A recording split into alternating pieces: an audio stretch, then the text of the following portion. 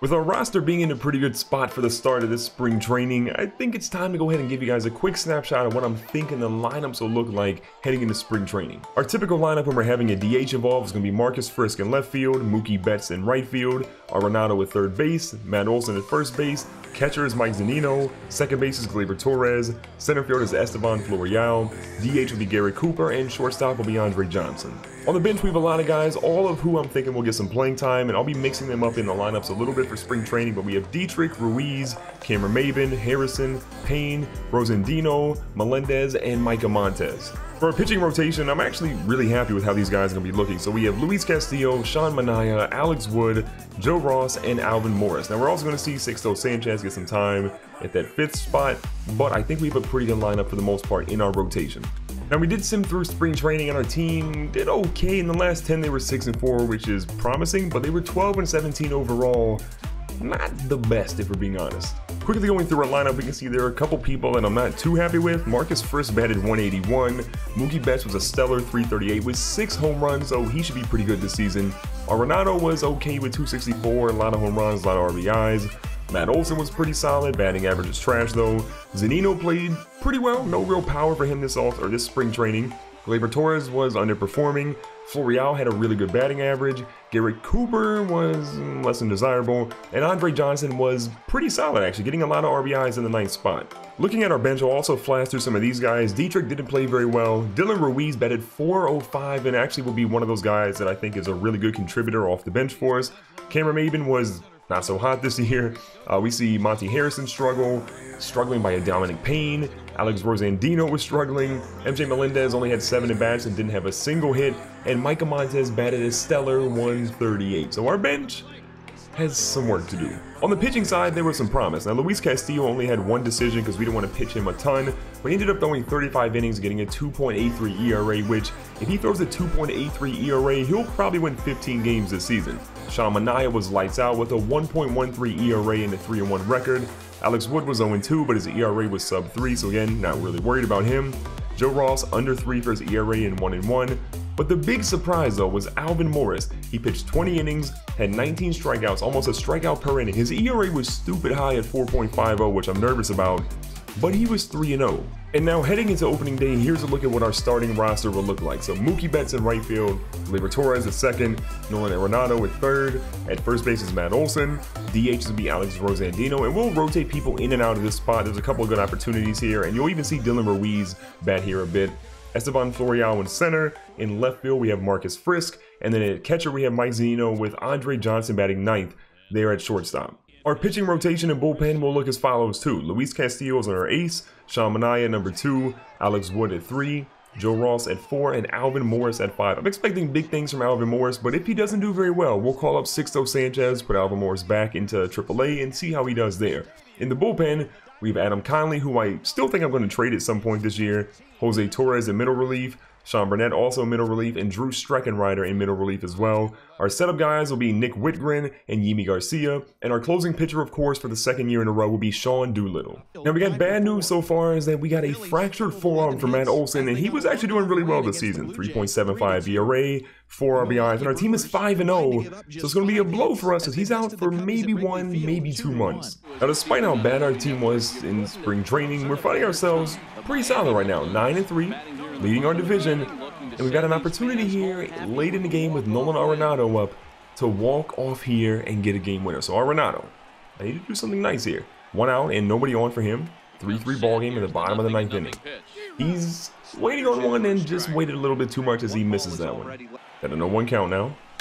He's going to jam one in on side, and he's going to foul that one off. We've got a 1-2 count. It's tied up at 3-3. Bottom of the 9th inning for Arenado. What can you do?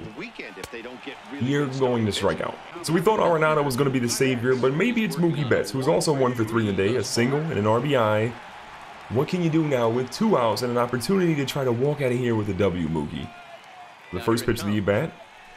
In the dirt. Mookie's been incredible so far for this team, by far the MVP in my opinion, at least from a position standpoint. I was going to hit one deep, but it's not going to be deep enough. Basically shallow center fielder, for being honest, and that's the end of the 9th inning.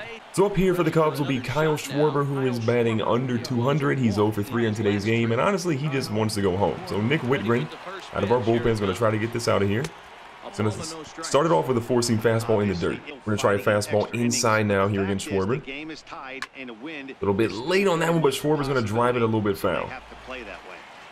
Going back change up here to the outside part of the plate. See if we get Schwarber to swing and miss.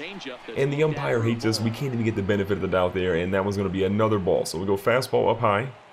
A little bit away. See if we can get him a chase. We freeze him up high. So 95-mile-an-hour heat up top. Schwarber wants no parts of it. We're going to go curveball and a 2-2 count. We haven't really thrown it yet with this guy. Oh, that could have been a bad call. This one's deep. This one's back. Frisk is racing. Frisk is going to go up and... Marcus Frisk got that one, but it went off of the wall. They said he trapped it. It wasn't actually a catch. I wish we could try to overturn that one, but Schwarber got a huge double when I thought Frisk caught that one. Oh, here comes Chris Bryant. You talk about power, you think about Chris Bryant for the Cubs. He's batting under 300, but he is always a deadly at bat for the Cubbies. Now we're going to hit him with there with a four-seam fastball, jamming him, and you know, he doesn't really want to swing at those. Let's go curveball away. Got him swinging on that one. Beautiful pitch to freeze him a little bit. Now Wickren, here's an opportunity to get this guy out. He throws the changeup. Chris Bryant swings. He misses. And that's the first out of the inning.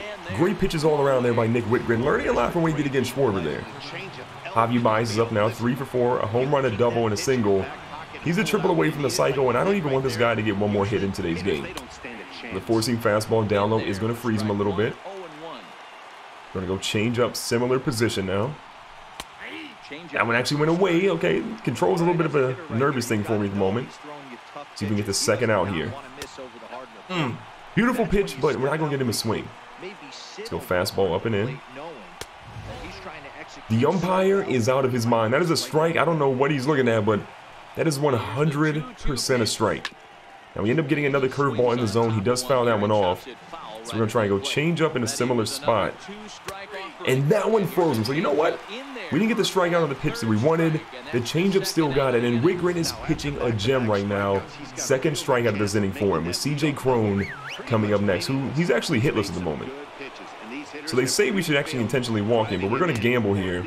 We're going to pitch to this guy and just hope that maybe, just maybe, we'll be okay. Now this could be a bad situation. Curveball is going to miss pretty significantly.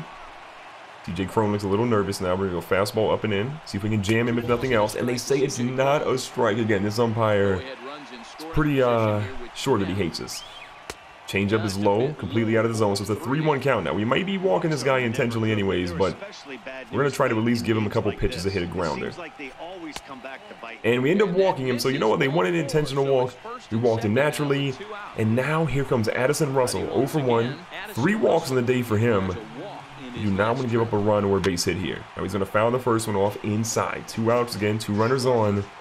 Dicey situation for the Marlins. We're trying to get our 10th win of the season, and that changeup is getting us a little bit closer to that. Here we go, curveball, an opportunity to get another strikeout. We got him frozen. This one is hit deep. This one is back. It is a home run, but it's to the left of the foul pole, which means that's going to be a foul ball. We're going to go curveball one more time. Back-to-back curveballs could be a decision that we don't like, but it ends up working. Addison Russell sit down. Nick Whitgren did give up basically 2 runners there, 1 hit, 1 walk, but 3 strikeouts to close out that inning strong. One more look at it here. The curveball, Russell froze, and that was a beautiful pitch. So starting this inning is Garrett Cooper, 2 for 3, 2 singles and an RBI. He's batting above 300. He's a couple of home runs, and trading Dakota Elrod was a tough one for us, but you know, getting Matt Olson was great. He's just out for a couple of more weeks, and honestly, Garrett Cooper's been a solid backup for us. So here we go. First pitch is low and out of the zone. The 1-0 count here for Cooper again. Any run we score here ends this game. Now, he's going to hit one, kind of jammed a little bit. It is going to be over to the center fielder. They're going to make a play on that one, but look, Cooper is on base. We now have 1 runner on with nobody out. Now up to bat after Cooper is going to be Gleyber Torres. 3-3 ball game still, 1 runner on, nobody out. Torres is going to get a hold of one. This one has got a little bit of distance to it, but it is going to be shallow, more shallow than we thought, and that's going to be the first out of the inning. Mike Zunino, who has 2 walks in the afternoon, batting a little above 225 with a home run and about 5 RBIs or so on the year. And Cooper is not really a blazing runner, so we're going to be dependent on Zunino getting a hit here. Now he's going to end up checking on that swing, and the ball's going to be in the dirt for the first ball of the at-bat. The 1-0 count now here for Zunino. Looking to drive something. A single would be great. And he swings for the fences. So here we go. 2 strikes on Zunino. An opportunity to get a base hit or end up getting the second out of the inning. They freeze him completely and he can't believe it. Andre Johnson, our number 9 hitter, 1 for 4, a little under 300 for his average in the year, but he's got a single today. We'd love to see him get another one, or maybe even go yard, young fella. Get a walk-off hit. We'll be happy with that, too. The first pitch here with 2 outs. He's going to swing, and of course, like the other guys, he's missing. 2 balls, 2 strikes, and 2 outs here for Andre Johnson in the bottom of the 10th. And he whiffs completely. Can't believe it. That's the end of the inning. At the start of a new inning, Todd Frazier is on the Cubs, and here he comes to bat. So we've got Nick Whitgren in. We're going to look and see what our bullpen looks like. Not a lot here, basically. We're going to get Yimi Garcia up and just getting him ready, just in case this at-bat goes a little bit more south than what we were expecting. So we start off with a changeup. We got him swinging and missing there. Beautiful pitch, if you ask me. We're going to rely on a changeup yet again. Again, our energy's not super high right now for Whitgren, so we want to make sure we got a pitcher on deck if we end up needing him. Now, Andre Johnson makes a good play in the ball, and that's going to be the first out of the top of the 11th. Jason Hayward up next, 2 for 5 with 2 singles, batting above 300 on the year. Always a dangerous guy that could go yard. I mean, he doesn't have the power people thought he might have at the beginning of his career, but he's still a threat to go deep if you throw him the wrong pitch. So starting off with a ball. Second pitch is going to be where we want it. This is going to be close.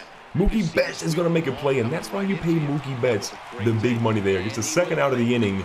I'm feeling a little bit better about our situation now.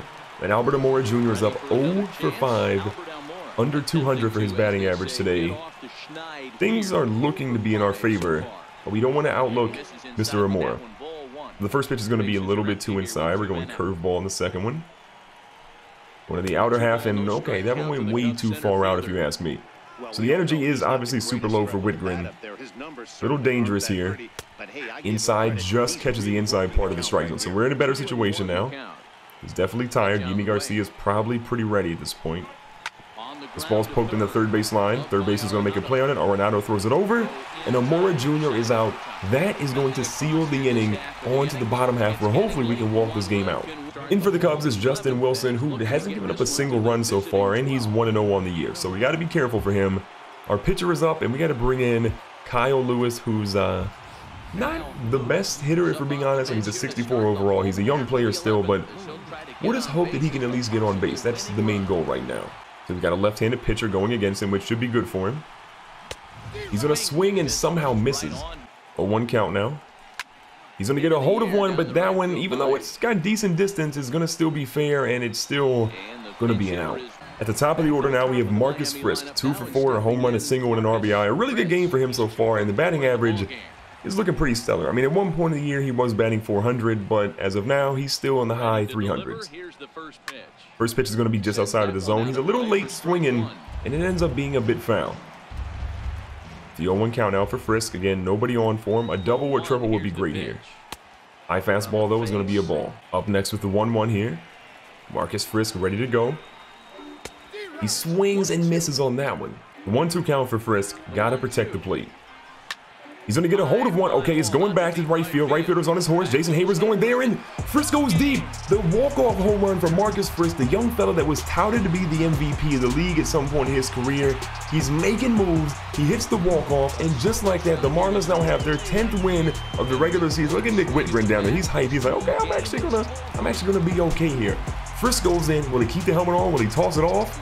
You already know the helmet is off. Frisk is in, and just like that, the Marlins are going to win.